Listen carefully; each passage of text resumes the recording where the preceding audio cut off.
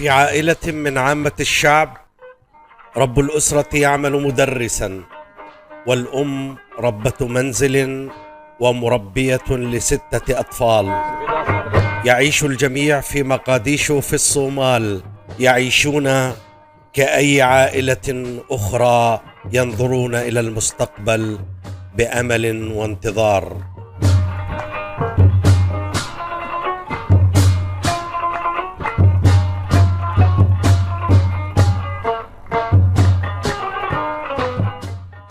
لكن الحياة وظروفها كانت تخبئ الكثير من الأحداث المتعبة لتلك العائلة ولأفرادها. في 4 أكتوبر من عام 1981 أبصرت النور طفلة أسموها إليهان، وما كادت تلك الطفلة تقضي سنوات طفولتها الأولى حتى ودعت الأم العائلة والحياة، تاركة خلفها تلك الطفلة وعائلة تغرق في غياهيب الحزن.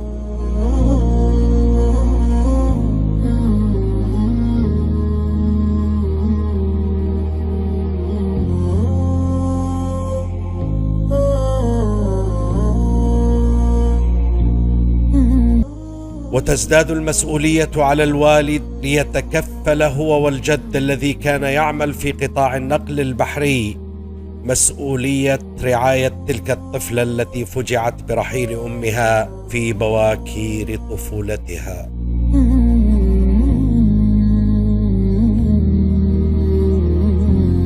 وما لبثت تلك العائلة أن تبرأ من جراح فقدها الأم حتى جاءت حرب الصومال الأهلية لتحصد الأخضر واليابس. ومن فقد إلى حزن إلى حرب، كان كلها كفيلة بضياع الأمل في المستقبل كما ضاع الماضي. ويخيم الحزن من جديد على تلك العائلة وهم يفقدون حضن الوطن كما فقدوا حضن الأم.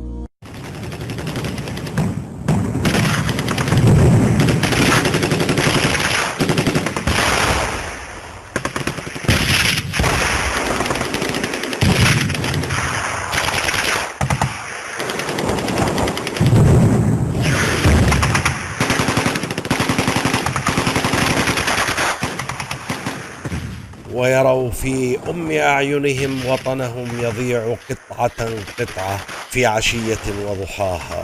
وما أن لبثت تسيطر على تفكيرهم هواجس الخوف من الحرب لتخلص العائلة إلى أنه لا بد من الهرب واللجوء إلى كينيا.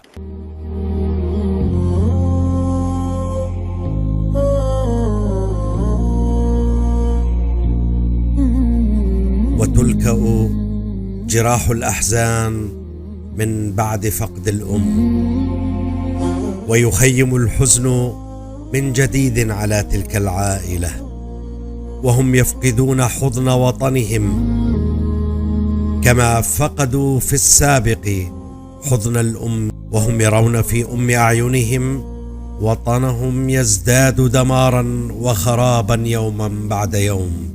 فبضياع الوطن يكون كل شيء جميل قد ضاع.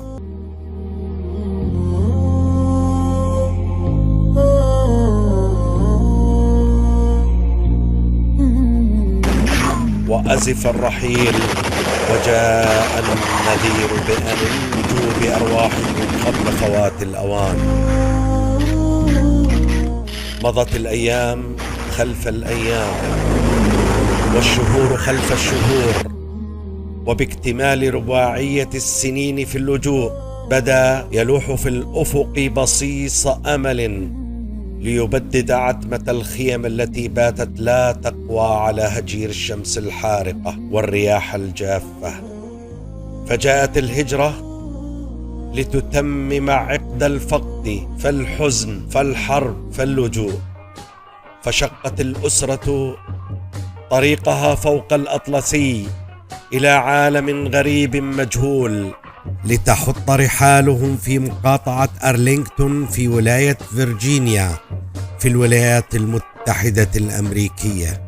وسرعان ما عادت فكرة الرحيل تحوم من جديد في تفكير تلك العائلة، فقررت العائلة الانتقال إلى مينابوليس في نفس العام.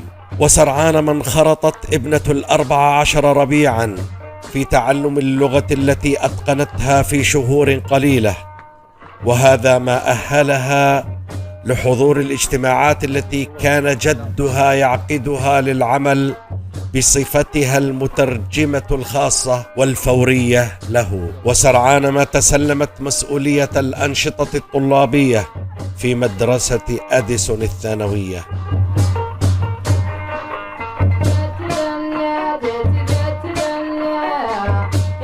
وتنخرط في الحياة الجامعية لتتخرج من جامعة نورث داكوتا مع درجة البكالوريوس في العلوم السياسية والدراسات الدولية في عام 2011 ميلادي، لتبدأ حياتها المهنية بعدها بعام لتعمل مديرة للحملة الانتخابية لكاري دايز. وبين عام 2012 و2013 شغلت إليهان عمر منصب منسق عام في وزارة التربية والتعليم.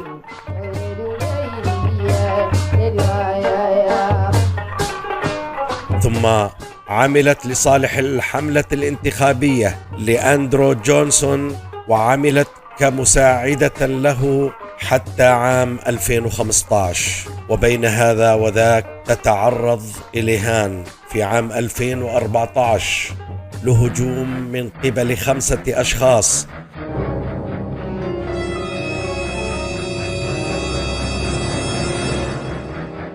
مما تسبب لها في بعض الإصابات. وفقا لموقع مينابوست، فإنه وقبل يوم واحد من تعرض السيدة إليهان عمر للهجوم نصح عضو مجلس المدينة إليهان عمر بعدم حضور الاجتماع. ثم يأتي العام الحاسم في حياة إليهان، عام 2016، لتقرر دخول مغامرة الانتخابات عن الحزب الديمقراطي لتصبح أول محجبة سمراء تدخل الكونغرس الأمريكي وتدخل التاريخ من أوسع أبوابه.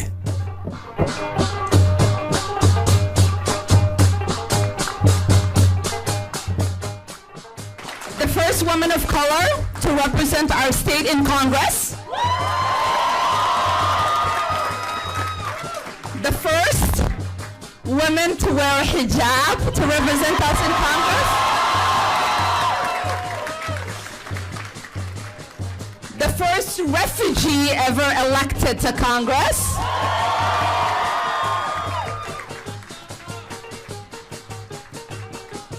And one of the first Muslim women elected to Congress. We will fight to abolish ICE,